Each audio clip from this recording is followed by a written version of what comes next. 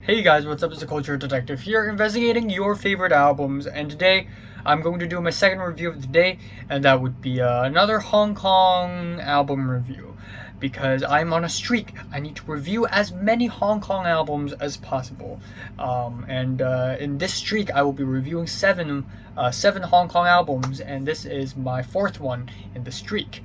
And this will be a very special review actually, because I'm going to be reviewing a metal album. Metal?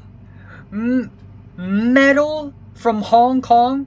So, the album is going to be Tieshulan, or for some reason their English name is Tieshulan, even though it should be Tieshulan. But yeah, and the album is called Zibak, which means self-confession.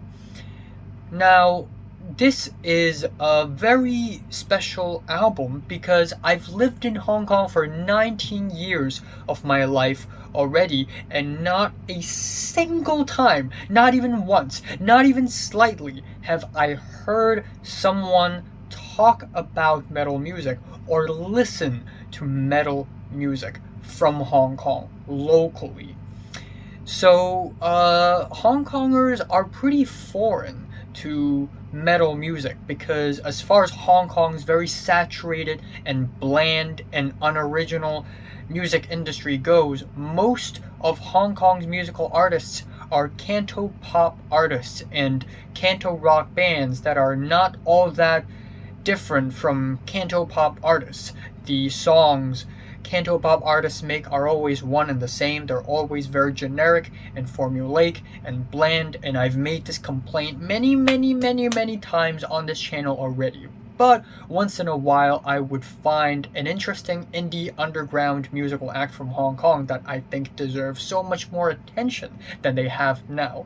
And Tieshulan here is one of them. So Tieshulan is a Hong Kong metal band, a one-of-a-kind Hong Kong metal band, and their name refers to a plant. But yeah, the music they make is surprisingly good. Never had I ever thought Cantonese and metal music would go over well, because Cantonese is a tonal language, and given that metal music involves a lot of growling and screaming over some tonal languages sound like a terrible recipe for disaster. But this album had proved me wrong. It's actually so much better and so much more digestible than I had expected. And it's just such a goddamn shame that this band is not as famous as they deserve to be. So we have Zibak Self-Confession, an album released in 2017 comprised of singles from like 5 years prior to this album.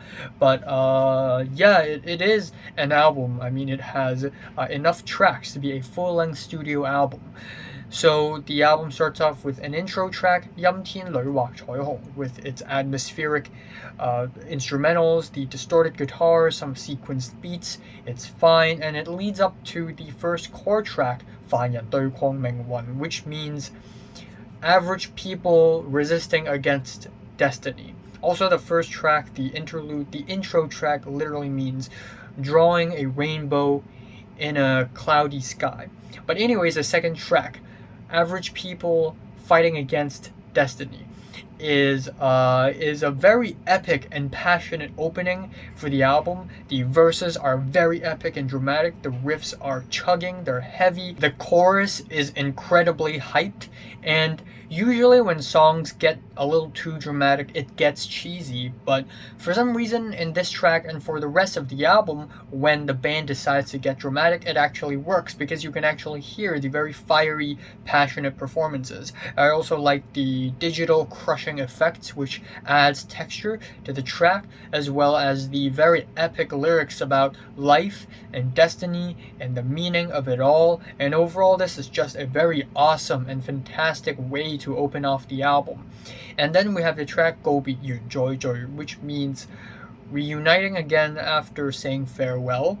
And On this track, the riffs become a little bit more repetitive and stiff, and we also have these call and response growling and singing. And I like growling, don't get me wrong, I like growls in metal music, but the growls on this track and on many other tracks on this album are very high registered, and I'm just not a really big fan of high registered growls because they sound like zombies. But still, it's fine. It's not bad or anything. But what's a little bit weird about this track is that in the second leg of this track, the track changes to a very awkward flow that's a little weird, albeit the glitchy sound effects sound really cool. Next up, we have the title track, which is a very harsh and fiery song about death. The word death constantly gets repeated in this track in a very dooming fashion, which is really cool. I think the riff gets a little robotic at times, but due to the brevity of the track, I think it is still fine. And I also really love the bridge of this track where all the guitars, they just melt down and all we hear is this glitchy tin tong Tayok. This is a little vocal refrain which basically means heaven, hell, heaven, hell, and it's sort of pitched, it's sort of manipulated, and it just sounds really cool, and I just really like that. Next up, we have 遊戲, 遊戲, which means game, game. And this track and many other tracks on this album sounds like a Deftones song. So clearly, this isn't a heavy metal album, it is an alt metal album. In fact, the frontman of the band is actually a huge fan of Korn as well as Slipknot. But anyways, this track is another really good track. We have these very dramatic, breathy singing.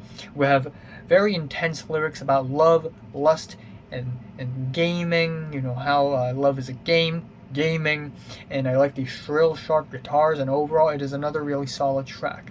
The next few tracks are just okay, maybe not as good as the first few tracks of the album, but still holds up for the most part. We have the track 尋覓四周, which means praying everywhere, like praying as in P-R-E-Y, praying, like predator, praying.